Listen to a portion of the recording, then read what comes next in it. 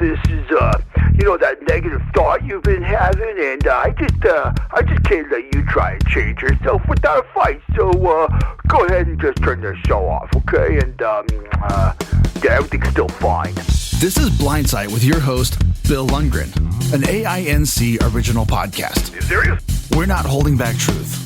We're here to help you heal and become the best you possible. Here's the chair. Here's the pillow. Here's Bill. Great. Hi, everybody. Welcome to Blindsight, produced by Audio Information Network of Colorado. I'm your host, Bill Lundgren. I'm delighted to have you here today, and I'm especially delighted today to present our guest. In all the programs we've had so far, we've had people who talk about mental health and how to keep keep yourself mentally healthy, and what to do when there's a mental health issue.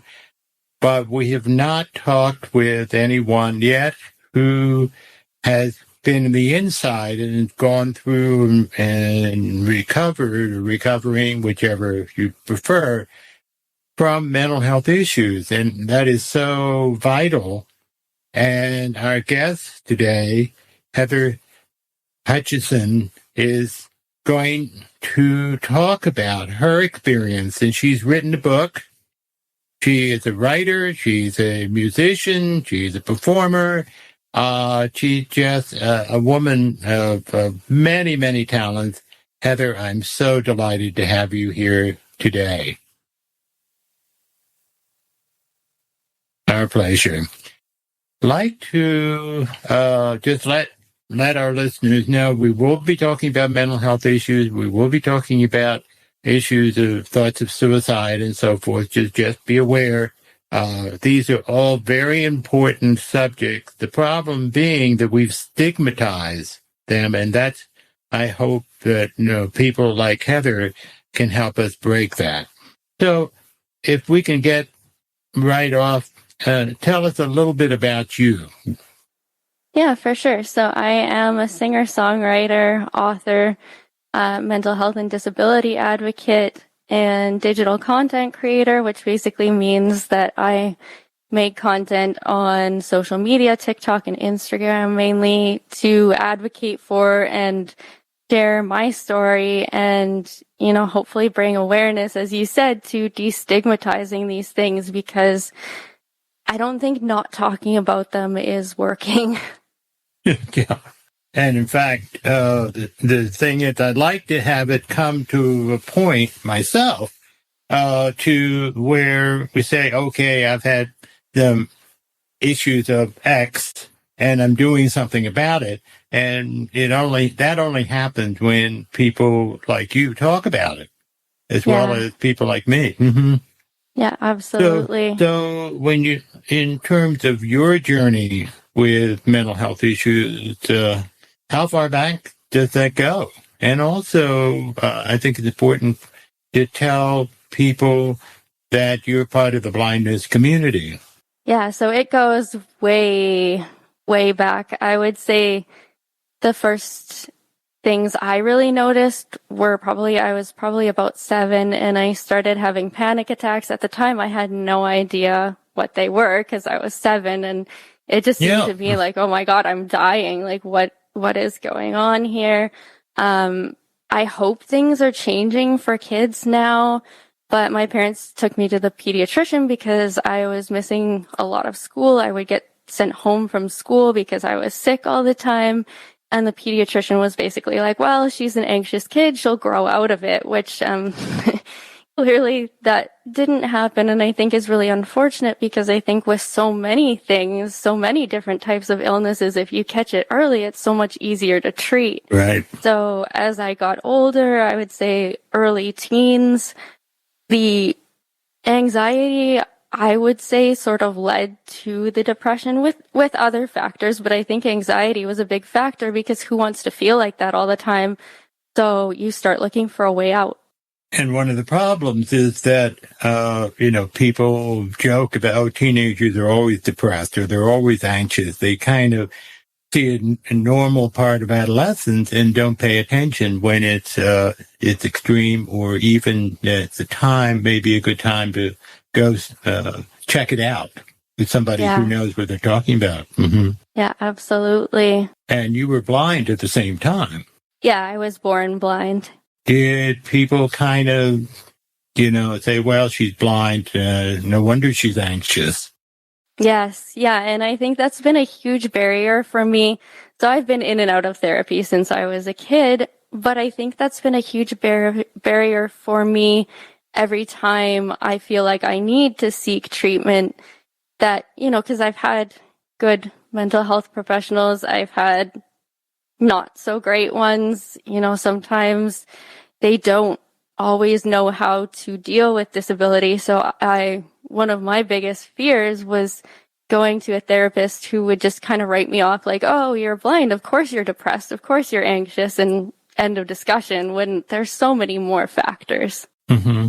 I just attended a professional meeting recently, a couple-day meeting, and I talked with treatment people and was trying to find some treatment people who work with blind people, and I couldn't find any.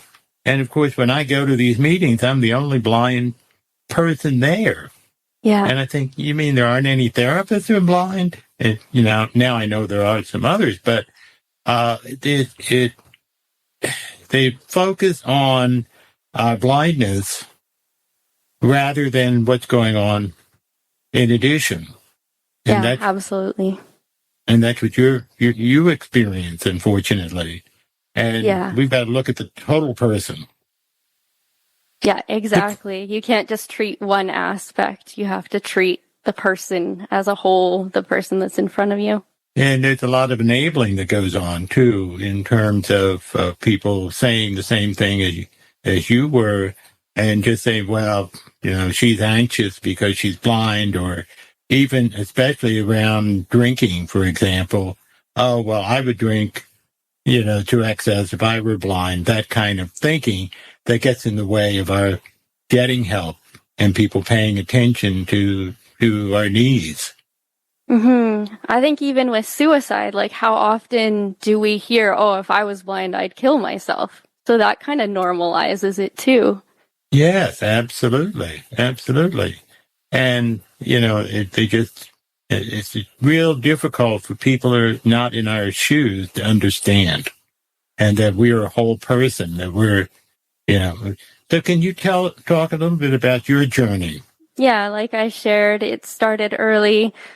So I would have major depressive episodes throughout my teens and my early adulthood, and they all kind of resolved eventually, either with treatment and medication, sometimes on their own. And then in November of 2018, I entered into a major depressive episode that didn't end like the other ones. As the months went on, I got thinner, I stopped eating, I stopped sleeping, my hair was falling out, and I kind of realized that I was coming to the end. And so in June of 2019, I went to my doctor, and he helped me get into more of a regular outpatient program. They played around with my medication, and things were getting better. Things were on the upswing. And then COVID-19 hit, and I think it was just such a confusing time for everybody. So my doctors and therapists stopped seeing people in person.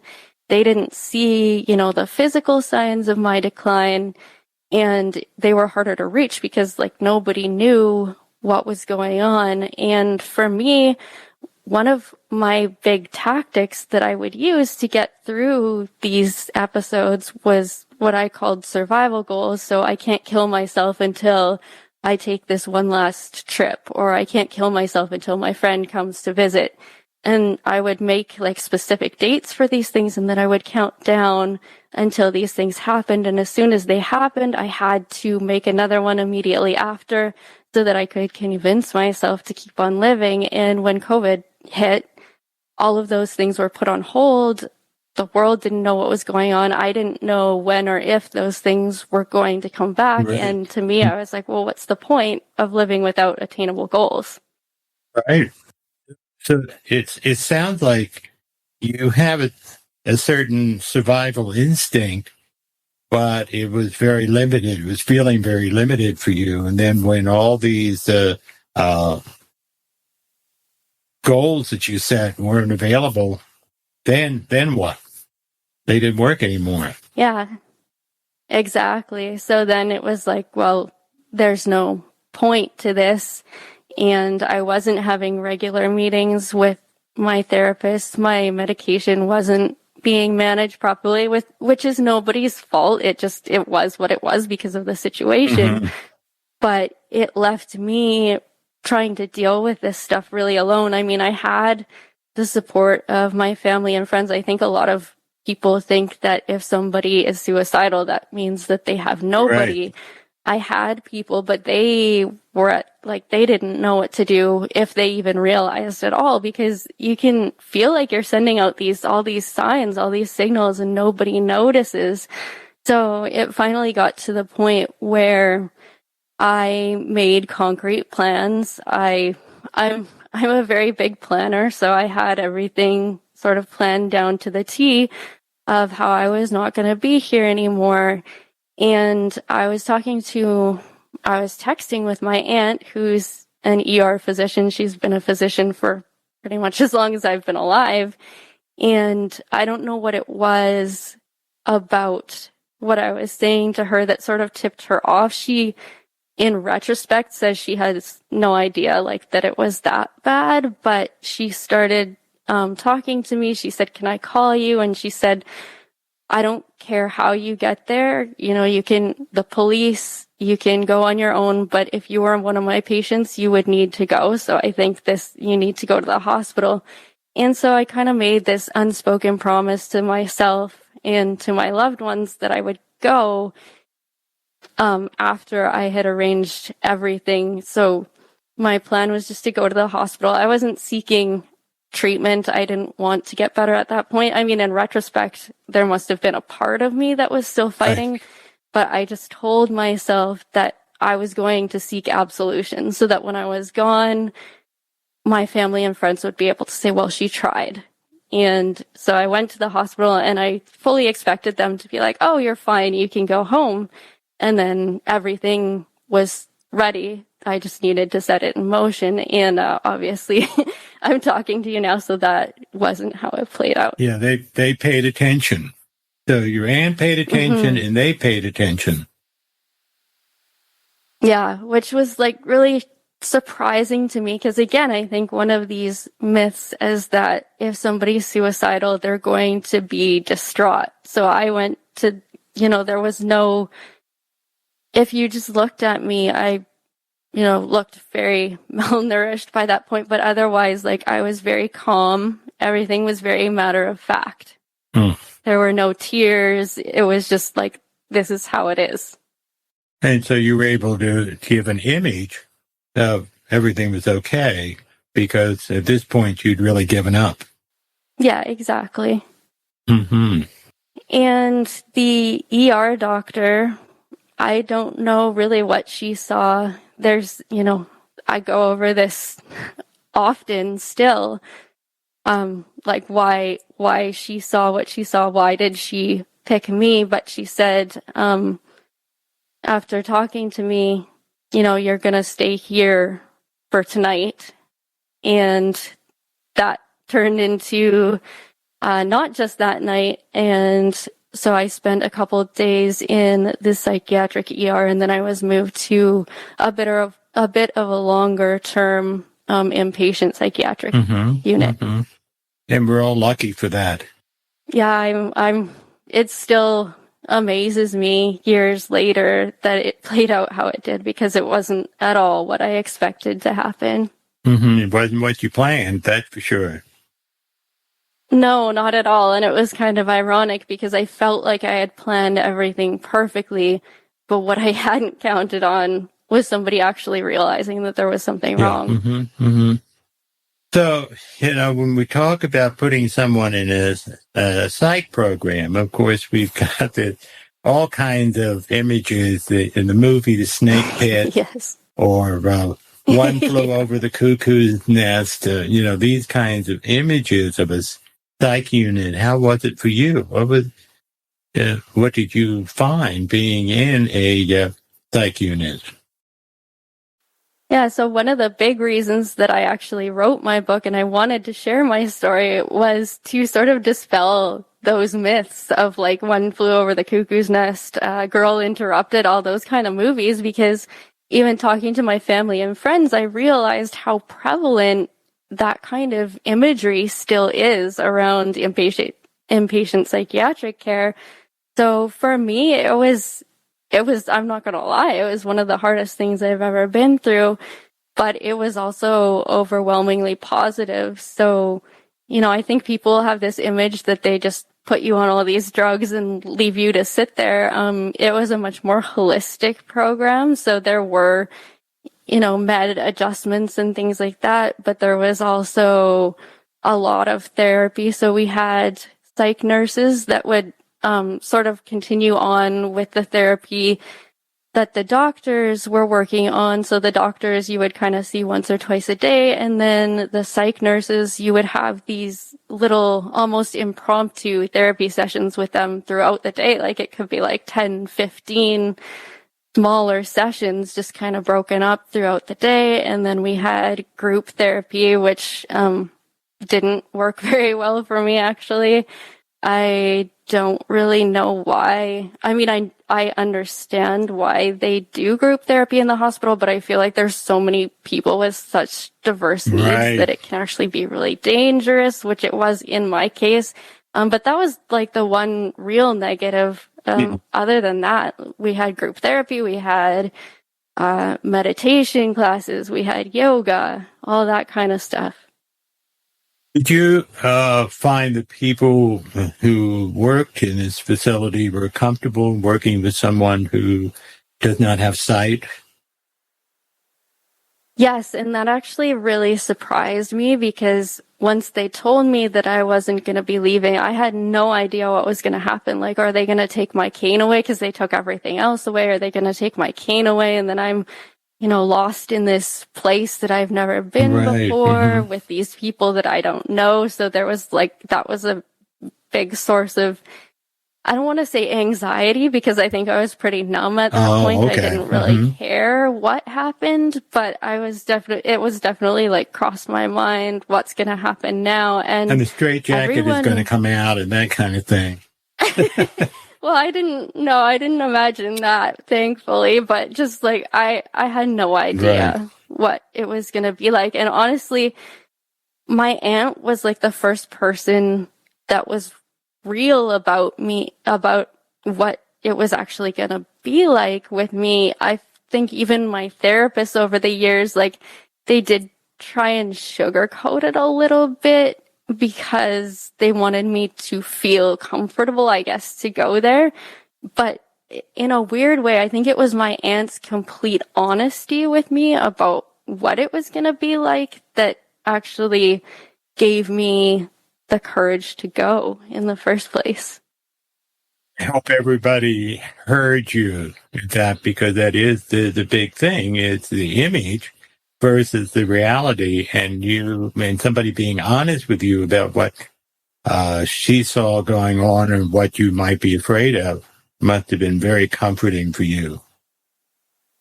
Yeah, it was, because she didn't tell me it was going to be amazing and perfect and easy. She said, you might experience some things that you will not forget. Like in terms of other patients, there might be people in restraints, people yelling, all these things.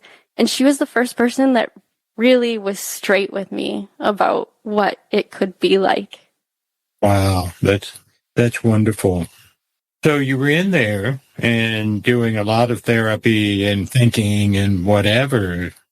What do you think really helped you with your recovery as part of that program? So for me, I would say like the first little while that I was there, I was still just doing the act. Like completely dissociated, numb, just going through the motions so that they would let me out and I could continue on with my plans. And one night I was lying awake in bed. This is when they had already moved me to the other psych unit, and there was a medevac that arrived bringing a critical patient from a smaller hospital to this bigger center for treatment. And it was in that moment that as soon as they arrived, they called a code blue. And it was then that I started thinking, like, my God, that patient's poor family, they must be having one of the worst, scariest nights that they will ever know. And I started thinking, well, how can I have so much empathy for this person's loved ones while knowing the decision I want to make will devastate my own? And then I started thinking about the patient themselves and thinking, this is such a wild juxtaposition because they're in here fighting to live and I'm in here fighting to die, and one of us has a choice. Wow. Is that the first time you really saw that you had a choice? I think so, yeah. Before that, it just felt like there was no other option. I think often people say, oh, it's such a selfish decision, things like that. It's when somebody is going through it, it doesn't even feel like a decision that they get to make. It's just something that they believe wholeheartedly has to happen. So yeah, I think that was the first time when I realized I do have a choice to stay here and try to fight. Wow. And part of what I hear the word you use, empathy for the family and thinking about everyone else and forgetting to have empathy for you. Or maybe you thought doing yourself in was empathetic. But I mean, the reality is, you had a life ahead and you made the choice to say, okay, I'm going to go for it. Yeah. Before that, I think I felt like I truly felt like I was being altruistic because I believed wholeheartedly that everybody would be better off without me. And if they weren't going to leave me, then I would have to do the leaving for them. So then what happened? So that's when things actually got hard. I think a lot of people think that that's when things get easier. No, things got a lot harder before they got better because we're trying to be honest too. Like you am, we want to be honest. It's not easy. No, it's not. And when you decide to fight instead of, deciding to give in, there's a lot of stuff that you need to confront. And I found it completely overwhelming. They actually sedated me the following day because they were like, that's when I got distraught. I wasn't distraught when the day that I was planning to die. I was distraught after when I decided I was going to live, but I needed to work through so much of this stuff. So they ended up sedating me that day because they were like, you're too distraught. We can't do anything with you. And honestly, I think that was the most compassionate thing they could do because, I was hesitant, but then I was like, you know what? If somebody is in the hospital suffering acute physical pain, they're going to give them something to take that away. So why don't I, accept that this is what's going to happen and we'll try again tomorrow. And that was the best thing that could have happened because when I did come to, I think I was in a much better frame of mind to actually be an active part of my treatment plan and work with them to work with me. Yeah, it's a struggle to give in and say, okay, I'm going to do something else that you had not planned. This is totally unplanned. Yeah, exactly. And I'm a planner, so it threw everything off. You've been listening to part 1 of our story with Heather Hutchison. Join us again next week as we hear about the real work of recovery while being in your own environment. If you or a loved one is dealing with suicidal thoughts, please dial 988 for help. You are not alone. Thank you for listening.